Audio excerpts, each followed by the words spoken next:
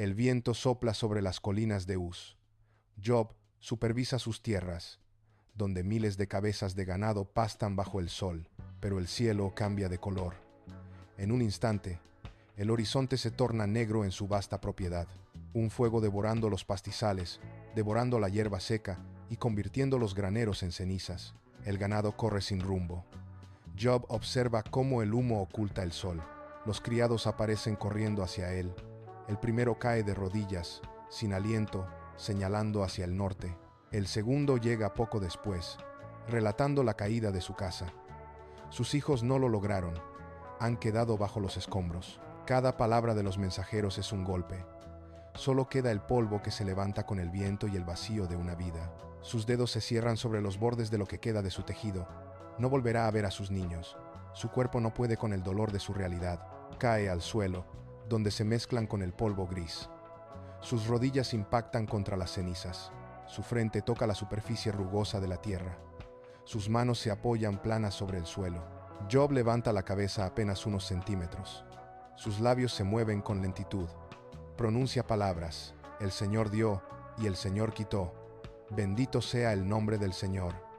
Tras decir esto, su cuerpo se relaja. Se queda allí, postrado, observando cómo las partículas de polvo bailan frente a sus ojos. La inmensidad del desierto. La tragedia se desplaza del entorno al cuerpo mismo. Una lepra maligna brota bajo la superficie de su piel, extendiéndose en manchas que se transforman en llagas purulentas. Job, adolorido y destrozado, se arrastra hasta el basurero, donde el aire es denso por el hedor y el desecho. Se sienta sobre los montones de escombros. Encuentra un trozo de cerámica afilado. Con movimientos lentos y precisos, presiona hasta cortar su piel, raspando la carne viva para aliviar el ardor constante. De pronto, su esposa aparece. Ella observa las llagas, retrocede un paso y lo único que recibe en una mueca de rechazo. Sus dedos señalan hacia el cielo. Mientras le grita que maldiga a Dios y busque el final de su agonía, Job levanta la cabeza. Sus ojos tristes se fijan en ella, sin parpadear. Con la voz ronca, responde: ¿aceptaremos el bien de Dios y no aceptaremos el mal? Ella da media vuelta y se aleja. 3 figuras aparecen en el horizonte. Se acercan al basurero con pasos lentos, deteniéndose a pocos metros de Job. Al ver el estado de su cuerpo, los 3 hombres rompen sus vestiduras y le proporcionan pedazos para cubrir sus heridas. Se sientan en el suelo, rodeando a Job en un círculo cerrado, durante 7 días y 7 noches, en silencio total. Finalmente, uno de los hombres señala sus llagas abiertas con el dedo. Su voz corta el aire con precisión. «Tu miseria no es azar», le dice. Los otros 2 asienten, sus ojos fijos en el rostro de Job. Comienzan a enumerar faltas que ha cometido. Cada frase es un golpe. Afirman que el fuego y la muerte de sus hijos fueron consecuencias directas de pecados ocultos. Sus rostros endurecidos. Él aprieta los puños contra la tierra. Ellos insisten en que su dolor es un castigo merecido. Job intenta hablar, pero ellos lo interrumpen. El basurero se transforma en un tribunal donde la verdad de Job es puesta en duda. Las voces de los 3 hombres se entrelazan, formando una red de acusaciones que asfixia el aire. Job los observa, y sus ojos recorren los rostros de sus visitantes, buscando una grieta de duda, pero solo halla firmeza. De repente, Job se pone en pie con un esfuerzo que hace crujir sus articulaciones. El polvo cae de sus hombros. Job no mira a sus amigos. Levanta el rostro hacia la inmensidad del cielo despejado. Abre la boca y un sonido gutural, una mezcla de dolor y exigencia, rompe el silencio. «Responde», grita. «¿Por qué el silencio? ¿Por qué la agonía sin causa?» El eco de su voz rebota en las colinas. Job cae de rodillas, con el pecho agitado. Fija sus ojos el firmamento, aguardando una señal que no llega. El cielo, antes despejado y sordo, comienza a cambiar. Una mancha oscura se extiende desde el horizonte, devorando la luz del sol en cuestión de segundos. El aire se vuelve denso, cargado de electricidad, haciendo que los vellos de los brazos se ericen. Los 3 hombres retroceden, cubriéndose el rostro con las manos ante el viento repentino. Job, aún de rodillas, levanta la cabeza.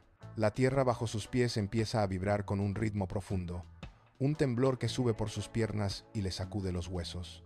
De pronto, el horizonte se quiebra. Un torbellino masivo desciende del firmamento, una columna de fuerza pura que gira con una velocidad aterradora. El ruido es ensordecedor, un rugido que ahoga cualquier otro sonido en el valle. La presión atmosférica aumenta, obligando a Job a apoyarse contra el suelo. Desde el centro mismo de esa tormenta, una presencia se manifiesta, no como una voz humana, sino como una onda de choque que golpea el pecho de Job. Job queda paralizado, sin aliento, con la mirada clavada en la tormenta que ha venido a romper el silencio del universo. La tormenta se detiene. Ante los ojos de Job, el firmamento se despliega como un mapa de fuego y luz. Observa el nacimiento de las estrellas, el movimiento de las mareas que golpean los confines de la tierra y el diseño intrincado de cada criatura.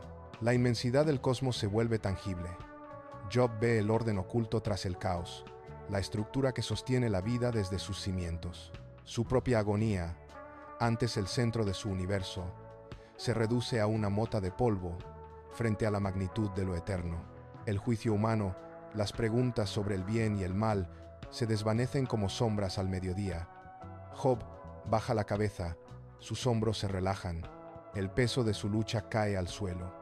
Sus manos, que antes golpeaban la tierra en busca de respuestas, ahora se apoyan con suavidad sobre sus rodillas.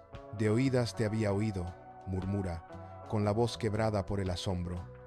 Mas ahora mis ojos te ven.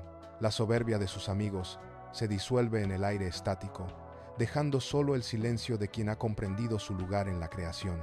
El silencio tras la tormenta se asienta sobre el valle. Job permanece inmóvil, observando sus manos. La piel, antes agrietada y cubierta de llagas, comienza a cambiar. El tejido se tensa, las heridas se cierran, y la superficie de su cuerpo recupera la textura firme de la salud. Él se pone de pie, apoyando el peso sobre sus piernas, sin sentir el dolor punzante que lo acompañó durante meses. A pocos metros, sus tres amigos observan la transformación. Sus rostros, antes endurecidos por la acusación y la soberbia, se vuelven pálidos. Bajan la mirada ante la presencia. Job camina hacia ellos. No hay reproche en sus gestos, solo una calma que desarma cualquier intento de defensa. Job da media vuelta y se aleja del basurero, dejando atrás el polvo y la miseria. Los meses transcurren y la tierra responde. Donde antes solo había polvo y ceniza, brotan tallos verdes que cubren las colinas. El ganado pasta de nuevo en los valles, y el sonido de la vida regresa a los corrales. Job recorre sus campos, hundiendo sus pies en la hierba fresca. La abundancia vuelve a llenar sus graneros. Su casa se llena de voces.